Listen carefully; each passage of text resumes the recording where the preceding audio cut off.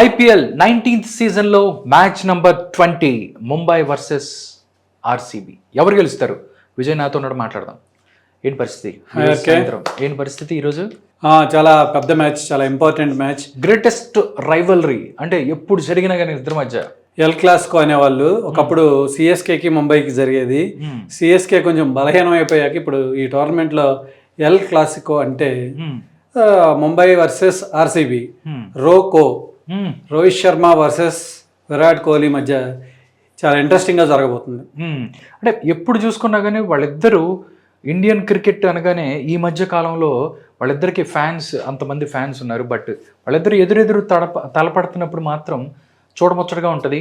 అంటే ఎందుకంటే ఏం జరుగుతుంది అంటే ఆర్సీబీ రీసెంట్గా ఒక మ్యాచ్ ఓడిపోయి కొంచెం వెనకబడింది ఆర్ఆర్తో. దాంతో ముంబైకి సంబంధించి కూడా అలాగే జరుగుతున్న పరిస్థితి. ఎవరిది పై చేయి ఉండబోతుంది ఈ మ్యాచ్లో అంటే స్టాట్స్ చూస్తే ముంబై పై చేయి ఉన్నట్టు కనిపిస్తుంది. 34 మ్యాచెస్లో ముంబై 19 గెలిచింది, ఆర్సీబీ 15 మాత్రమే గెలిచింది. కాబట్టి కొంచెం 4 గెలిచి పరిస్థితి ఉంది ఈ రోజు మ్యాచ్లో. ఎందుకంటే సొంత గ్రౌండ్ అక్కడ ముంబైలో జరగబోతుంది. అడ్వాంటేజ్ ఉంటుంది ముంబై ఇండియన్స్కి అనుకోవచ్చు. కాకపోతే వాంకడే స్టేడియం అనేది పిచ్చి చాలా బ్యాటింగ్ ప్యారడైజ్ అని చెప్పొచ్చు. ఎవరికైనా ఏ టీం బ్యాట్స్మెన్కైనా అనుకూలించే పిచ్ అది. ఎవరైతే బిగ్ హిట్స్ కొట్టగలరో ఆ టీం గెలిచే మ్యాచ్ ఇది. ఓకే, పైన చూస్తే తిలక్ వర్మ హోమ్ గ్రౌండ్ ముంబై ఇండియన్స్ది, హార్దిక్ పాండ్యా, నెక్స్ట్ చూస్తే రోహిత్ శర్మ, వాళ్ళు ముగ్గురు ఆడితే మిగతా అసలు ఆనక్కర్లేదు అనుకుంటా. మిగతాది మీరే బాగా ట్రైనింగ్ చేసి మా దగ్గరికి ఒకరిని పంపించారు. వాడి రక్కొట్టేస్తాడు ఇప్పుడు. ఎవరాడే? Tim David. ఓహో మర్చిపోయా, ఎక్స్ ముంబై. అవును, ఎక్స్ ముంబైకి ఆడాడు కదా, కరెక్ట్. మనం కొట్టాడు, అబ్బా ఏం కొట్టాడు, దారుణం అది. ఏదైతే మాత్రం అది అంటే ఒక్కసారి చూస్తే ఫస్ట్ బ్యాటింగ్ చేసిన జట్టు గెలిచే అవకాశం ఉంటుందా? ఎందుకంటే ఈవినింగ్ 7:30కి మ్యాచ్, డ్యూ ఉంటుంది. సెకండ్ బ్యాటింగ్ టీం గెలిచే అవకాశం ఎక్కువ ఉంది. ఎందుకంటే ఫుల్ బ్యాటింగ్ పిచ్, దాంతో పాటుగా సెకండ్ బ్యాటింగ్ 12th ఓవర్ నుంచి బాల్ ఫుల్గా తడిసిపోయి చేతికి వస్తుంది, గ్రిప్ అవ్వదు, స్పిన్నర్లకు చాలా కష్టంగా ఉంటుంది. కాబట్టి రన్స్ ఎక్కువ వచ్చే అవకాశం ఉంది. కాబట్టి చేజింగ్ అనేది easy option. Okay, chasing easy అన్నారు. ఒకసారి చూస్తే ఆర్సీబీ చూస్తే టాప్ ఆర్డర్ మొత్తం కూడా బాగా ఆడుతున్న పరిస్థితి. ఒకటే ఫిల్ సాల్ట్ అంత బాగా పెర్ఫామ్ చేయలేదు ఇప్పుడు దాకా మ్యాచ్లో. అతను వస్తే మాత్రం మిగతా వాళ్ళకి పెద్దగా పని ఉండదు అనుకుంటా.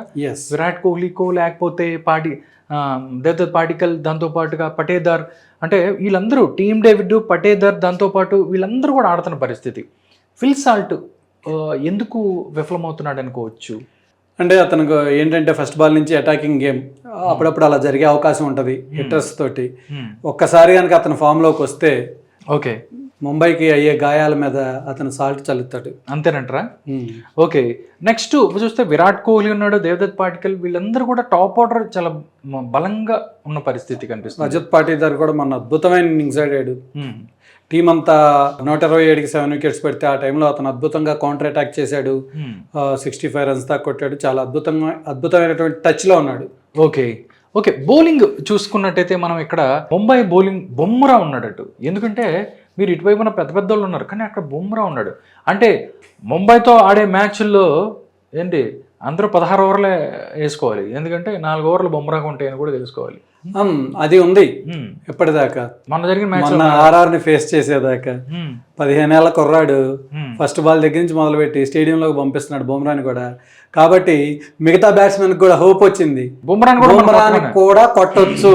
ఇప్పుడు అదే బుమ్రాకి మళ్ళీ కంబ్యాక్ ఇవ్వడానికి హోప్ కూడా అయ్యే అవకాశం ఉంటుంది.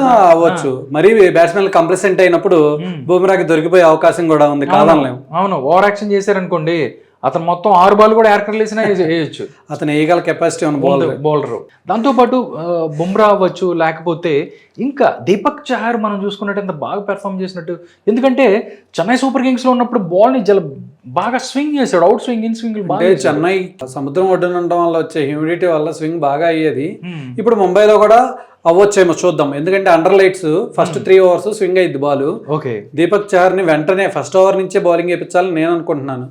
బోల్ట్ ఉన్నాడు, ప్లస్ బుమ్రా ఉన్నాడు. కాబట్టి చహర్తో స్టార్ట్ చేపిస్తే బ్యాటింగ్ వీళ్ళు ఉంటారు పెద్ద బౌలర్స్. ఆర్సీబీకి సంబంధించి చూసుకున్నట్టయితే జాకబ్ బెత్తెల్ గురించి మనం ఇప్పుడు దాకా మెయిన్ టీంలోకి 11 మందిలోకి వచ్చిన సందర్భం. ఎందుకంటే ఫైనల్లో మనకి సెమీఫైనల్ అది మ్యాచ్ చాలా బాగా ఆడిన పరిస్థితి ఉంది. బెత్తలు వస్తే ఇంకా ఆర్సీబీ స్ట్రాంగ్ అయ్యే అవకాశం ఉంది. అంటే స్ట్రాంగ్ అయ్యే అవకాశం ఉంది, కానీ ఎవరిని తీసి బెత్తలను పెట్టుకోవాలి అనేది పెద్ద క్వశ్చన్. ఇప్పుడు బెత్తలను పెట్టుకోవాలి, టిమ్ డేవిడ్న రొమారియో షెపర్డ్న తీయాలి. అది తీసే పరిస్థితి లేదు, ఎందుకంటే ఇద్దరు ఆల్రౌండర్లు ఇద్దరు సెట్ అయిపోయారు. మొన్న కూడా అద్భుతమైన బ్యాటింగ్ చేశారు, ఫినిషింగ్ చేస్తున్నారు వాళ్ళు. అవును, డెత్ ఓవర్స్ లో బాగా బ్యాటింగ్ చేస్తున్నారు, కాబట్టి అక్కడ మార్చడానికి ఛాన్స్ లేదు. ఓకే, ఆర్సీబీ టీమ్ కి కొంచెం గడ్డు పరిస్థితి, ఎందుకంటే బౌలింగ్ లో హేజల్వుడ్ వీళ్ళకి అవసరం, అటు ఓపెనింగ్ లో ఫిల్ సాల్ట్ ఉన్నాడు. ఓకే, వీళ్ళిద్దరిలో ఎవరైనా ఘోరంగా 4-5 మ్యాచ్లు ఫెయిల్ అయితే తప్ప జేకబ్ బెతెల్కి ఇప్పుడల్లా ఛాన్స్ ఉందని నేను అనుకోవట్లేదు. ఓకే, ఒకసారి చూసుకున్నట్టయితే అభినందన్ సింగ్ సంబంధించి ధారాళంగా పరుగులు ఇస్తున్న పరిస్థితి కనపడుతుంది. ఆర్సీబీ కొంచెం ఇబ్బందికరమైన పరిస్థితి అనుకోవచ్చు అభినందన్ గురించి. అనుకోవచ్చు. మొన్న మ్యాచ్ లో అంటే వాళ్ళు వీళ్ళని లేరులే కానీ వైభవ్ సూర్యవంశీ ధ్రువజర్లు ఆడుతున్నప్పుడు ఏ బౌలర్ వేసినా కొట్టారు. ఆ మ్యాచ్ ని మనం కన్సిడరేషన్ లోకి తీసుకుంటే చాలా మంది ఇంకా కెరీర్స్ ఎండ్ అయిపోవాలి. అది పరిస్థితి కాదు, అతను కంబ్యాక్ చేసే అవకాశం ఉంది. ఓకే, రోహిత్ శర్మ, ఎందుకంటే రోహిత్ శర్మకి చాలా ఫ్యాన్స్ ఉన్నారు, అంటే ఇండియాకి ఎన్నో దానికి సంబంధించిన కప్పులు అందించాడు. రోహిత్ శర్మ ఆల్రెడీ కొంచెం బాగానే ఆడిన పరిస్థితి ఉంది. ఫస్ట్ ఒక రెండు మ్యాచ్ల్లో ఇంకా కంబ్యాక్ చేయాలని చెప్పి ముంబై ఫ్యాన్స్ అందరూ ఎదురు చూస్తున్నారు. రోహిత్ శర్మ అతనికి క్రికెట్ పట్ల ఉన్న ప్యాషన్ మీరు చూసినట్లయితే దాదాపుగా 12 కేజీలు తగ్గి చాలా ఫిట్గా తయారయ్యాడు. క్రికెట్ మీద అతనికి ఫీల్డింగ్ కూడా మనం చూస్తే అద్భుతంగా ఫీల్డింగ్ చేస్తున్నాడు. అతని బాడీని షేప్లో ఉంచుకున్నాడు. అసలుకి రోహిత్ శర్మ అనేవాడు ఫామ్లో ఉంటే ప్రపంచంలో అతను ఎదురుగా నిలబడటానికి ఏ బౌలర్కి గుండె ధైర్యం సరిపోదు. అలాంటి హిట్టర్ ఏ ప్లేస్లోకైనా కానీ అవ్వలేలగా తన టైమింగ్ తోటి, తన పవర్ తోటి, ఇక పుల్ షాట్ అయితే చెప్పే పనే లేదు, దాని పేరు రోహిత్ శర్మ షాట్ అని పెట్టేయాలి. దాంతోపాటు రికల్టన్ కూడా చూస్తే మంచి ఆరంభాలు ఇస్తున్నాడు. చూస్తే రికల్టన్ చాలా అగ్రెసివ్ ఓపెనర్, అంటే టుక్కు బ్యాటింగ్ నయ్యి చల్తా ఉస్కే పాస్ అగ్రెసివ్గా ఆడతాడు. ఫస్ట్ బాల్ నుంచి అగ్రెసివ్గా ఆడతాడు. కాకపోతే వైభవ్ సూర్యవంశీ లాగా అతను క్లిక్ అవ్వట్లేదు, అంత పెద్ద షాట్లు కొట్టలేడు, కానీ మంచి ప్లేయర్. ఓకే, మొత్తంగా చూస్తే ఎవరికి ఎడ్జ్ ఉండే అవకాశం? ముంబై అంటే సొంత గ్రౌండ్ కాబట్టి, కానీ ఇటు పక్క కూడా ఎంఐఎంఈలు ఉన్నారు. ముంబైలో మాత్రం సూపర్ సండే రోజు మొత్తం ఏదైనా రికార్డ్స్ క్రియేట్ అయ్యే అవకాశం ఉందా? అంటే చాలామంది చెప్తున్నారు కానీ 300 మేము కొడతాం కానీ అసలు అంత దూరం ఎవరన్నా అసలు ఐపీఎల్ టీంలో అన్నింటిలో ఎవరన్నా కొట్టే అవకాశం ఉందా? జరగచ్చు, ఏదో రోజు జరగచ్చు, కానీ మనం రోజు ఎస్ఆర్హెచ్ఎల్ రాగానే 300 సాధ్యమేనా, 300 లోడింగ్ అనుకుంటే మాత్రం సాధ్యం కాదు. అది ఏదో ఒక రోజు అలాంటి రోజు వస్తుంది, గ్యారంటీ స్కోర్ వస్తుంది. ఆర్ఆర్ మీద ఇప్పుడు వైభవ్ సూర్యవంశీ వాళ్ళిద్దరు కలిసి ఒక 10 ఓవర్లు ఆడారనుకోండి, అక్కడే 150-200 కొట్టుబడి నవ్వుతారు. అయితే ఈ మ్యాచ్ కూడా హై స్కోరింగ్ మ్యాచ్ అవుతుంది. వాంకడే స్టేడియంలో దాదాపుగా 240-250 రన్స్ దాకా వెళ్ళే అవకాశం ఉంది. ఈ మ్యాచ్ని బ్యాట్స్మెన్లు కాదు బౌలర్లు గెలిపించాలి. ఎవరైతే మంచిగా బౌలింగ్ చేస్తారో ఆ రోజు బౌలర్స్ మాత్రమే ఈ మ్యాచ్ని గెలిపించగలరు. ఎవరి టీంలో అయితే 2 బౌలర్లు ఎకనామికల్గా బౌలింగ్ చేస్తే ఆ టీం గెలుస్తుంది. ముంబైకి ఆల్రెడీ ఒకడు ఉన్నాడు, బుమ్రా. ఆ రెండో వాడు ఎవడనే దాని మీద ముంబై విజయ అవకాశాలు ఆధారపడి ఉంటాయి. ఇటువైపు చూస్తే ఆర్సీబీలో హేజల్వుడ్ అద్భుతంగా బౌలింగ్ చేయగలడు. అతను హేజల్వుడ్ని ఎదుర్కోవడం అంత ఈజీ కాదు. ఏదో మన వైభవ్ సూర్యవంశీ కొట్టాడని ప్రతి ఒక్కడు కొట్టలేడు.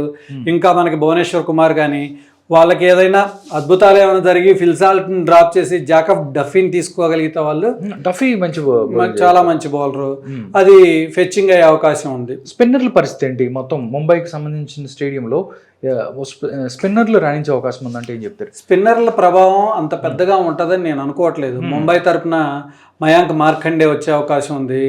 అతన్ని ఈజీగా ధారాళంగా పరుగులు అతని నుంచి రాబడతారు. మా వైపు నుంచి ఒక థ్రెట్ ఉంది, Krunal Pandya. Okay, left arm ఇసిరేస్తా. ఏమో ఆ కుర్రాడు అట్లాగే వేస్తున్నాడు, ఎవరు పాకిస్తాన్ బౌలర్ లాగా. అతను నీరజ్ చోప్రాని ఆదర్శంగా తీసుకున్నట్టున్నాడు, జావెలిన్ త్రో వేసినట్టు వేస్తున్నాడు, వెరైటీగా బౌన్సర్లు వేస్తున్నాడు, స్పిన్నర్ అయ్యి ఉండి. కానీ మన మ్యాచ్ లో మంచిగా వికెట్లు బాగా తీసాడు. అతను ఎప్పుడైతే ఎక్కువ టర్న్ కాదు, పేస్ వేసి ఫాస్టర్ వన్స్ వేసి బౌన్సర్లు వేస్తున్నాడు, అప్పుడు అతని ఎకానమీ 6కి పడిపోతుంది. కాబట్టి Okay. అతను అప్రోచ్ని తీసుకునే అవకాశం ఎక్కువగా ఉంది. కాకపోతే ముంబై లాంటి బ్యాటింగ్ పిచ్ మీద అది సక్సెస్ అయిద్దా లేదా అనేది మనం మ్యాచ్ చూస్తే కానీ తెలియదు. ఏంటి పాండ్యా గారి పరిస్థితి ఏంటి? ఎందుకంటే ముంబై ఇండియన్స్ సంబంధించి మీకు విషయం ఏంటంటే పెద్ద పాండ్యా వర్సెస్ చిన్న పాండ్యా. అవును, అన్నా తమ్ముల సవాల్. బయట మాటలు లేవని రూమర్స్ బాగా నడుస్తున్నాయి. ఎప్పుడైతే నటాషా స్టాంకోవిచ్ కి ఎప్పుడైతే విడాకులు ఇచ్చాడో అప్పటి నుంచి అన్నదమ్ముల ఇద్దరి మధ్య సఖ్యత లేదని బయట వార్తలు నడుస్తున్నాయి. ఇద్దరు కలిసి రేపు మాట్లాడుకుంటారా లేకపోతే గ్రౌండ్ లో పోట్లాడుకుంటారా? ఎందుకంటే బౌలింగ్ వచ్చినప్పుడు ఆయన బ్యాటింగ్ వచ్చాడు అనుకోండి, గ్రౌండ్ లోనే తెలిసిపోద్ది ఏం జరుగుద్ది ఏందనేది. ఇవాళ సాయంత్రమే తెలుస్తుంది మనకి. అది ఇవాళ సాయంత్రం లైవ్ టెలికాస్ట్ స్టార్ట్ అవగానే మనకు తెలుస్తుంది. చూద్దాం ఏం జరుగుతుంది ఏంటది. టాస్ అనేది కీలకం కాబోతుందా లేకపోతే ఏంటి, ఏం చెప్తారు? టాస్ గ్యారంటీగా కీలకం. టాస్ ఎవరు గెలిస్తే వాళ్ళు వెంటనే బౌలింగ్ చేస్తాం, మేము చేజింగే చేస్తామని చెప్తారు. ఓకే, ఏంటో అందరు చేజింగ్ వెళ్ళి గెలుస్తున్నారు అంటే ఈ పిచ్ మరి అంటే నువ్వు చూసే ఉంటావు కదా వరల్డ్ కప్. అవును, వరల్డ్ కప్ సెమీఫైనల్ అక్కడ జరిగింది. ఏమైంది? అవును, దారుణమైన వాళ్ళు పరుగులు వరద పారింది కదా. 254 కొడితే మళ్ళీ తిరిగి 250 దగ్గరకు వచ్చేసారు వాళ్ళు. దగ్గర 500 పరుగులు నమోదయ్యాయి ఆ రోజు. ఎస్. ఓకే, టోటల్గా చూస్తే బ్యాటింగ్కి స్వర్గధామం లాగా ఉంటుంది నిజంగా. బౌలర్ ఎవరన్నా గట్టిగా బౌలింగ్ చేసి లైన్ అండ్ లెంగ్త్ స్వింగ్ చేసే క్యాపబిలిటీ ఉంటే మాత్రం వాళ్ళకు కూడా సహకరిస్తాను అని చెప్తుంది ఈ స్టేడియం. చూద్దాం ఎవరు గెలుస్తారు ఏంటనేది. నేనైతే ముంబై అనుకుంటున్నాను. నా ఓటు ఆర్సీబీకి. చూద్దాం ఈరోజు సాయంత్రం 7:30కి 2 గ్రేటెస్ట్ రైవలరీ జరగబోతుంది ఐపీఎల్లోనే పెద్ద జట్ల మధ్య. అంటే 5 సార్లు ఛాంపియన్గా నిలిచినటువంటి ముంబై డిఫెండింగ్ ఛాంపియన్ ఆర్సీబీతో తలబడుతుంది. ఛాంపియన్స్ అన్నమాట, పోటీ ఛాంపియన్స్ మధ్య జరుగుతుంది కాబట్టి ఆ ఒక రేంజ్ ఉంటుంది. చూద్దాం ఏం జరగబోతుంది ఏంటనేది.